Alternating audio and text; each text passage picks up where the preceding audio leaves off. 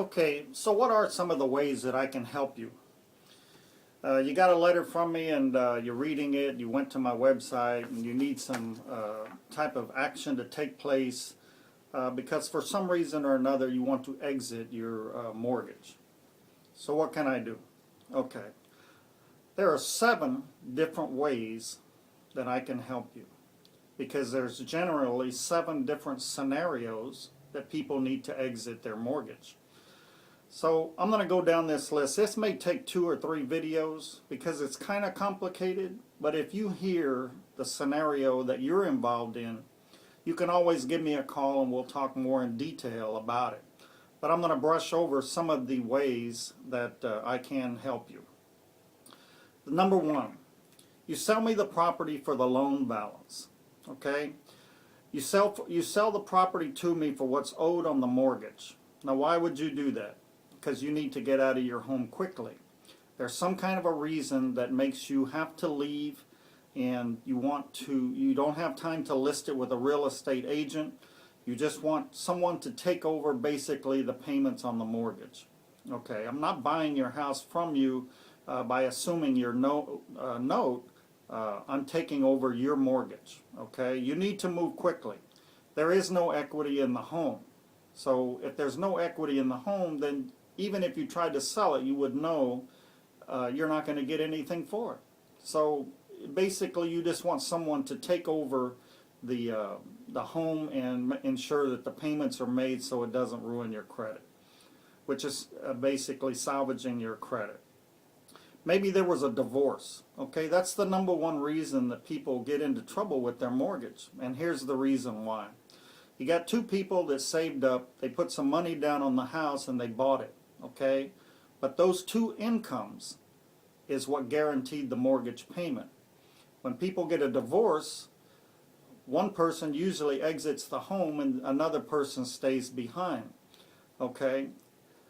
The person who exits the home quit claim deeds their interest in the home to the person who remains in the home.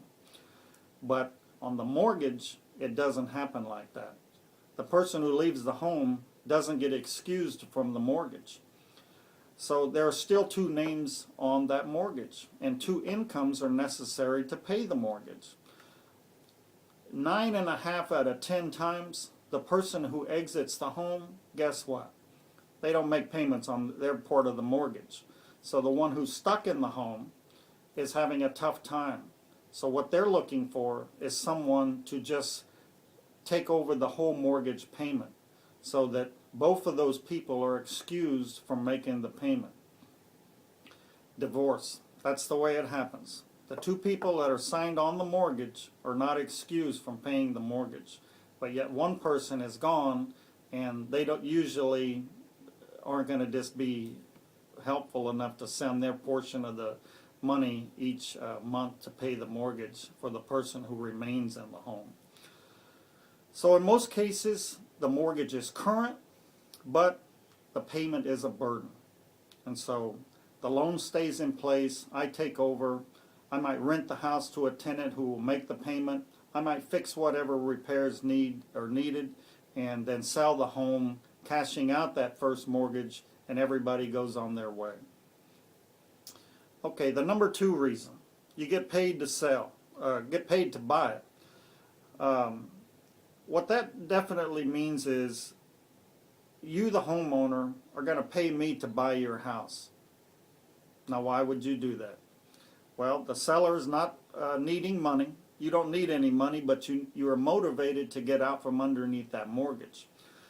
Depending on the situation of the house and the numbers that are involved, the seller sometimes will upfront me the money to ensure 3 monthly payments.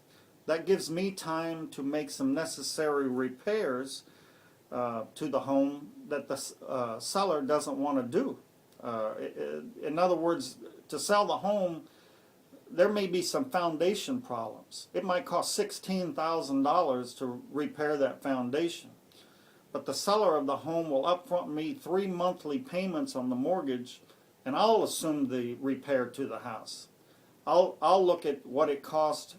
There has to be, in the end of this kind of a scenario, some money to cover the cost of the repairs, get the seller out from underneath the mortgage, and me be able to make some money at the end of the transaction.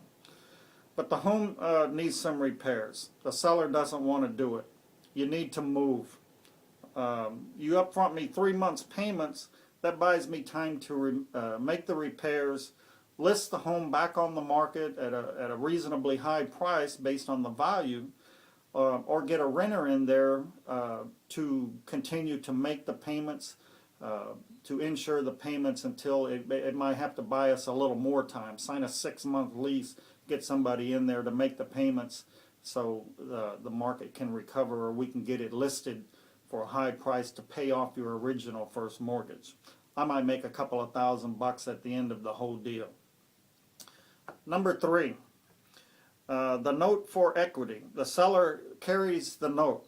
Okay, my offer is going to be above what is owed on the balance of the home. Okay, there is equity in the home, and we all realize that. That's fine, but you still are motivated to get out. Okay, my offer is going to be above what the payoff is on the note. Okay, you can wait for your equity. Let's just say you have to get out for some reason. You're able to wait for the equity, and I fix and sell it, or I rent it with a lease. It's very similar to the above, but the equity is substantial. So you're willing to pay, let me buy your home and pay you at the end of the transaction. You can wait for that equity, but you have to get out for some reason. Okay. Then there's number 4 is cash for the deed. This is simple. There is equity, but there's not much. Okay, from what you owe on the house and what it's worth is very narrow. Okay, there's a little place right in there, but let's just say that equity, after you pay the closing costs on the house to sell it, eats up the cost to sell your home, costs you money, the realtor, etc. All of that comes together, and then before you know it, at the end of the whole closing, you're actually below. You know, you don't break even, you're actually below.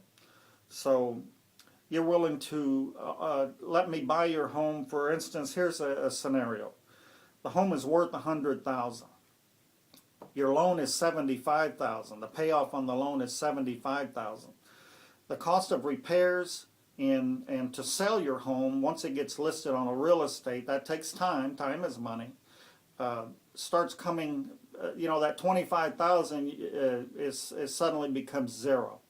Okay, I'm willing to pay you right now $5,000 to take over the deed on the house, the note on the house. You take the $5,000, you go ahead and get out. Then I have time to do what I want to with the house. Maybe I'll put granite countertops. Maybe there's no granite countertops.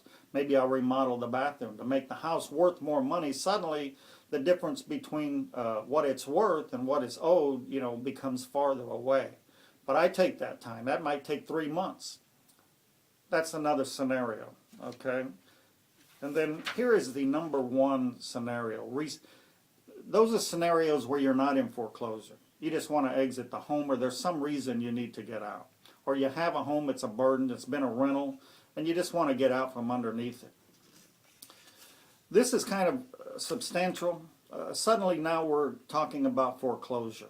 Okay, somebody is in foreclosure, and we want to reinstate the mortgage so that you end the foreclosure. And I'm going to cover this in the next video because it gets kind of complicated.